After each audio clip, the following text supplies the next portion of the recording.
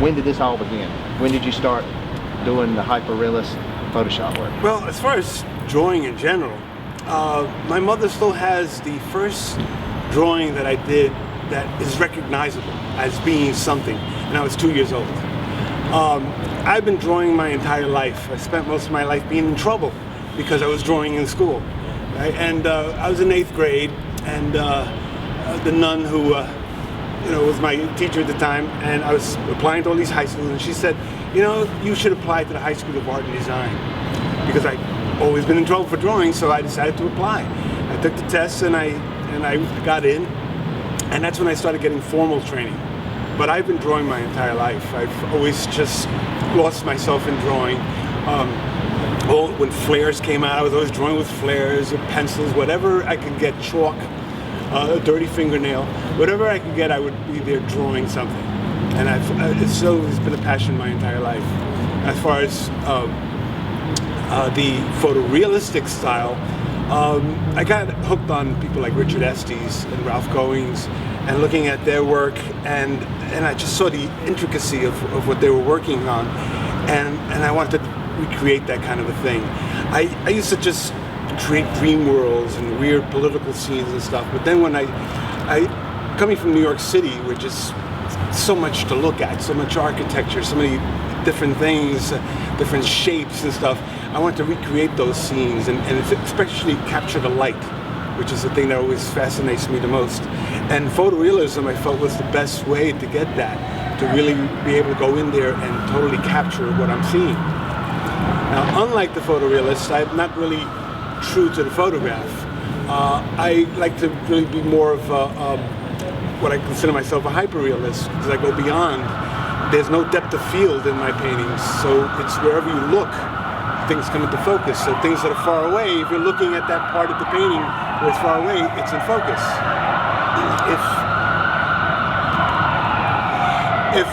If you're up close to something, then that will come into focus as well.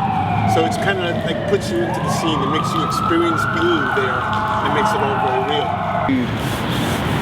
When did you start on the computer? I remember you saying something to me about one of your guys that made Mac Paint. Was it Mac Paint? That was Bill Atkinson. Well, that was the first program.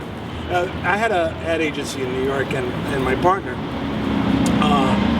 he was really into computers, and he told me that we had to computerize. We had to computerize to keep track of our clients and so on. And I said, fine, get a computer, but don't expect me to get on it. He says, no, there's a new computer coming out that you can do your layouts on.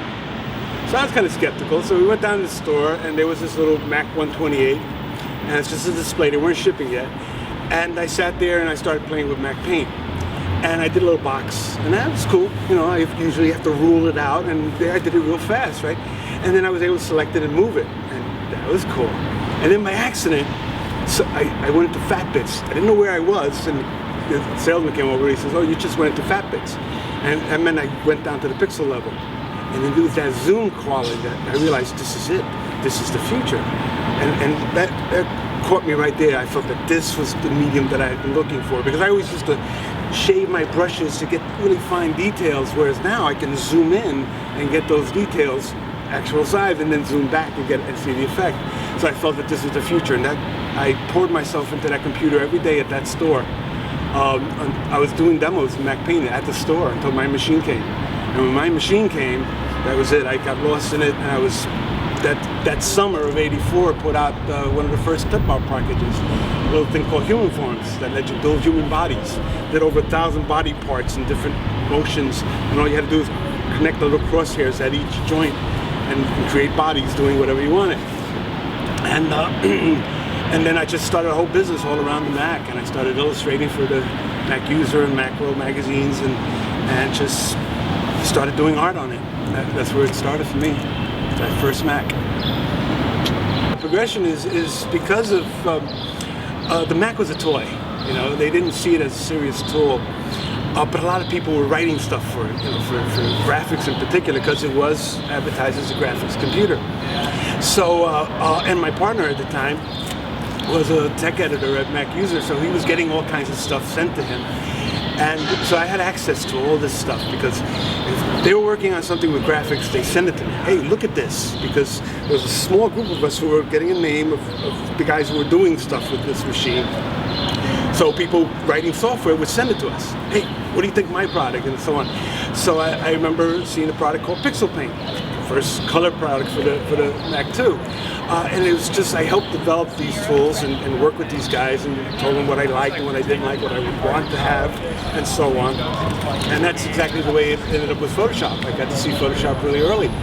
And started playing with it, and until this day I helped develop it by being an alpha tester and dreaming of what else could it possibly do, and what else would I want it to do. And it's been a fun ride all the way through it. And at this point, it's like, I just can't imagine anything else. They just keep coming up with stuff that it boggles my imagination. It's just, I then have to master it and see what else I could do with it. It just gets better and better. The next version is far beyond what the current version is. And the next one after that, there's no telling it. Yeah, it's what dreams are made of. Do you have any clue of what we're going to see in the future? I know you can't tell us anything about Photoshop. I have a lot of clues. But I know you have more probably than you can say, but like I always look at, I'm more about the future. Yeah. The ... of not necessarily Photoshop, but like what we're going to see or what we're going to have capabilities to do. Yeah, I do get to see this stuff really early, which is fun. The bad part is I get to see all the quirky parts about it, but the good part is that I get to help make it into something that's a little more functional. Times Square, that big piece that I created, the last 3 months of it, which I finished over a year ago, were done with the version that's just went beta. I started it with that version, so I was working with it a year ago. And I just was informed just last week before coming here that I will start seeing the next version, meaning 7. So there's stuff already in development. I have talked to some people and stuff, so I do get to see this stuff early. And all I can say is just each version gets better, and it's just going to get better and better. When I realized that it's somewhere in the neighborhood between 500,000 and 750,000 layers. And you can't actually do an accurate count because there are hundreds of files that were discarded. Files that I needed some little element in this piece here. So I start a file, create the element and maybe 6, 7 layers or something. Then I merge them down, copy that over to the other file, and just don't save that file. There's no need to. I'd have billions of files that are saved, and I don't have the time or storage or desire to keep a lot of those things because I create them so quickly. I could do it again if I have to. So I don't save those.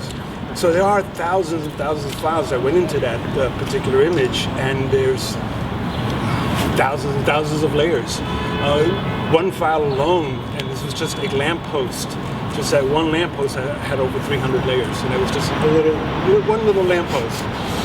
But there was the wires and the bulbs and the bolts and the one-way sign, all these different pieces. So there was a lot of layers in there. That was my weekly podcast, yeah. Which I am going to be starting another one, hopefully, just sometime this fall. Is it going to be yours? Like yeah, something you handle on your site? That's still being negotiated. I've got 3 different companies, Leo Laporte being one of them. So 3 different companies that I'm negotiating with to do this. The main thing is that one of the companies wants to charge a little bit, but I don't want to charge. You know, there's kids in Africa who've written me telling me that I'm their only source of education. If I got to charge them $1, to them that's a week's wage. So I don't want to charge anybody any money for it. The ways to see we are rolling, right? Yeah. The ways to see my stuff is online, of course. I have tutorials on lynda.com, and I have my monthly column in Photoshop User, and there are a direct link from my site to Revision 3, my old podcast, my weekly podcast, Pixel Perfect, which has 160 episodes that are free. Now, hopefully this fall, I will be presenting a new weekly podcast. Well, the one thing, and my publishers, and they all hate me to say this, but it is the truth. You can go out there and buy all the books in the world. You can go out and get all the videos and spend hours and hours watching the videos and reading the books, but the best way to really learn any software product or anything in the world is to actually put your hands on it. To go in there and push the buttons and see what things do. And see a dialog box, put in a couple of values, put a 5, a 10, or minus 10, and see what it does. Hold down the option key and see what it does. That's the best way to learn something, is to sit there and play. You can read about things, but when you actually do them is when you're going to experience what they can do. You could read about something, and what you're reading is what that person saw in it. But by adding one extra little touch to something that you decided to do, can totally change the function of that particular feature. So the best way to learn anything in life is to sit there and play with it. Don't think of it as work, think of it as play. It's better than a video game. It's not passive. You're not killing things, you're creating things, and that's far more important.